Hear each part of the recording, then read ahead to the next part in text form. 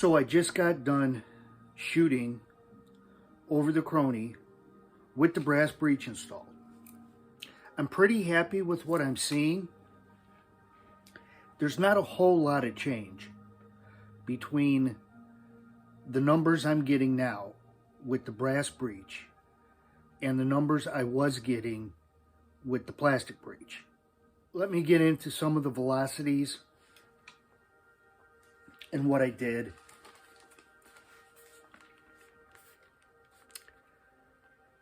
The first thing I did was top off the tank. So I was at a full fill at 15 MPa, and I started out shooting the Falcon 13.43 grain pellets. The first reading I got was 849 feet per second. The second shot was 848 feet per second, so some really good consistency there. Now I went straight into shooting a couple of the H&N Excite pellets. Now those are at 14.66 grain, a little bit heavier pellet. Didn't top off the tank, so now I'm down to third shot. And I got 819 feet per second. The next shot with an Excite pellet, or the fourth shot overall, was 815 feet per second. So again, some real consistent numbers. The extreme spread there is almost not worth mentioning. But looking back at some of the numbers I had recorded from when I had the plastic breech on there, with a full fill, 15 MPa with an Excite pellet, looks like the highest number velocity I got was 821 feet per second. So this was after a full fill.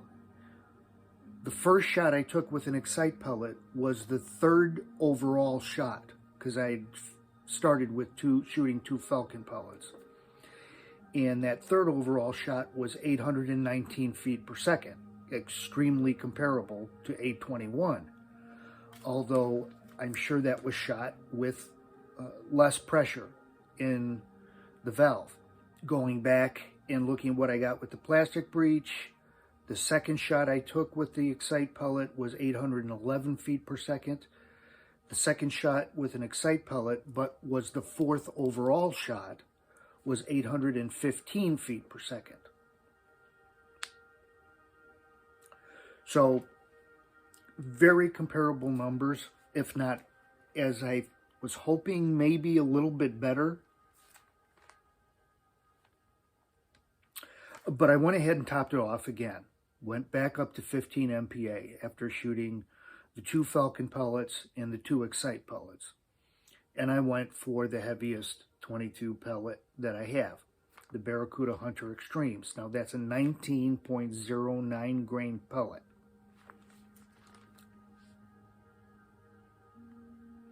The first shot was 775 feet per second.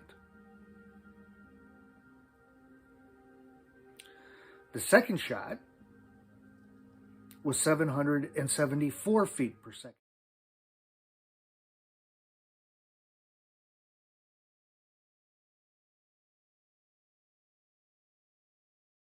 So again, an extreme spread, not even worth mentioning. So very consistent, shot to shot. Very pleased with that. Looking at a previous number I had gotten with the Barracuda Hunter Extremes, with the plastic breech and a full topped off tank at 15 MPa, I had hit 779 feet per second. This was 775. So not much of a difference, little bit of a decrease. Now, as far as the power numbers go, the velocities I got with the Falcon pellets translate into basically 21.5 foot-pounds of energy. The 2 shots I took with the Excite pellets translate into an average of 21.7 foot-pounds of energy. So a little bit higher foot-pounds of energy. Velocities I got with the Barracuda Hunter Extremes pretty much translate into 25.5 foot-pounds of energy. Now, I'm extremely happy with that. I've got what was a CO2 gun with an HPA kit put onto it, that at one point I was happy and consistently hitting, I believe, in the low 700s as far as velocity goes with various pellets. But what I've able to see is what was a slightly sub 20 foot-pounds of energy gun, which again I was extremely happy with as far as planning on squirrel hunting with the gun, has transformed into a 22 to 25 foot-pound of energy at the muzzle, depending on what pellet I go with. So, depending on which pellet you're looking at, depending on the point of air fill in the tank, I am, in some cases, seeing slightly better numbers with the brass breech than I was with the plastic breech. With the Barracuda Hunter Extremes, there was a very, very slight drop off in velocity. Overall, if I had to summarize everything, I would basically say, as far as performance, velocities, overall, on average, with the different pellets I have, there's pretty much no change, is how I would average everything out. Obviously, the brass breech is going to provide a much more solid mount for the optics. That's definitely a plus with the brass breech.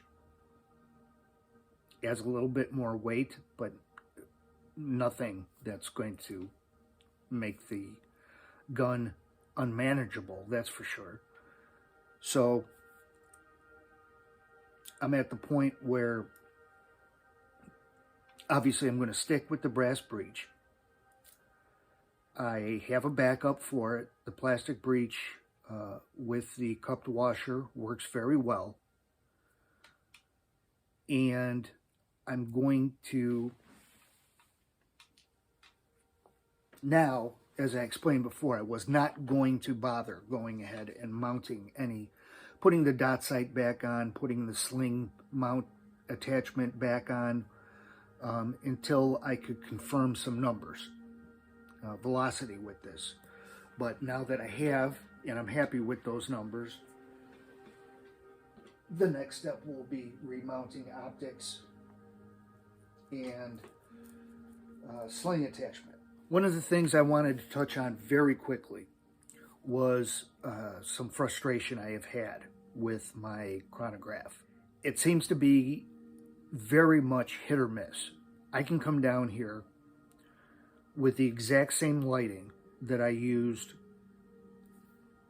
a day before and got very consistent readings from the chronograph. I can come down here the next day having not moved or touched anything as far as lighting or the chronograph itself and where it's positioned relative to the table that I'm shooting the gun from. and I will go to not being able to get any readings whatsoever. I will, sometimes it's a matter of it. There's nothing. There's no error reading. There's no velocity reading. There's nothing. There's just the symbol that it's ready. And I'm putting pellets over the crony at the same height, same distance from the chronograph, and I can't get anything. Other times I will get error readings, and it'll vary as far as which sensor is causing the error reading. This is all, like I said, after a day of shooting that I got very consistent readings. It's very frustrating, and I am working on a backup to what I currently have. I'll get into that more when that backup presents itself. I don't have it yet, so I just wanted to touch on that, and I will get more into it when that backup to the Caldwell presents itself. You know, the only thing I'll say is it's definitely not a Caldwell chronograph.